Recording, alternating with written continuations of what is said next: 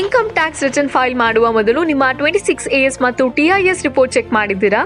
ಏನಿದು ಅಂತ ಯೋಚನೆ ಮಾಡ್ತಿದ್ದೀರಾ? ಈ ವಿಡಿಯೋನ ಕಂಪ್ಲೀಟ್ ಆಗಿ ನೋಡಿ, ಪೆನಾಲ್ಟಿಯಿಂದ ಬಚಾವಾಗಿ. ನಮಸ್ಕಾರ ಸ್ನೇಹಿತರೆ, ಇದು ತುಂಬಾ ಇಂಪಾರ್ಟೆಂಟ್ ಸ್ಟೆಪ್. ಯಾಕೆ ಅಂದರೆ ನೀವು ಟ್ರೇಡಿಂಗ್ ಮಾಡಿದರೆ like shares, mutual funds, crypto ಅಥವಾ ಬೇರೆ ಇನ್ವೆಸ್ಟ್ಮೆಂಟ್ ಆದರೂ ಇರಲಿ, ಅದರಲ್ಲಿ ಶಾರ್ಟ್ ಟರ್ಮ್ ಮತ್ತು ಲಾಂಗ್ ಟರ್ಮ್ ಟ್ರಾನ್ಸಾಕ್ಷನ್ಸ್ ಇರುತ್ತೆ. ಟ್ರೇಡಿಂಗ್ ಮಾಡಿ ಸ್ಟಾಪ್ ಮಾಡಿರ್ಬೋದು ಅಥವಾ ಟ್ರೇಡಿಂಗ್ ಮಾಡೋದೇ ಬಿಟ್ಟಿರ್ತೀರಾ, ಹಾಗೆ ಟ್ರೇಡಿಂಗ್ ಮಾಡಿದ್ರೂ ಮರೆತು ಹೋಗಿರ್ತೀರಾ ಅಥವಾ ಇಗ್ನೋರ್ ಮಾಡಿರ್ಬೋದು. ಆದರೆ 26AS ಮತ್ತು TIS ರಿಪೋರ್ಟ್ ಇವೆರಡೂ ನಿಮಗೆ ನಿಮ್ಮ ಟ್ರಾನ್ಸಾಕ್ಷನ್ಸ್ ಅನ್ನು ನೆನಪಿಸಿಕೊಳ್ಳಲು ಸಹಾಯ ಮಾಡುತ್ತದೆ ಹಾಗೂ ಟ್ರಾನ್ಸಾಕ್ಷನ್ಸ್ ರೆಕಾರ್ಡ್ ಆಗುವಂತೆ ನೋಡಿಕೊಳ್ಳುತ್ತದೆ.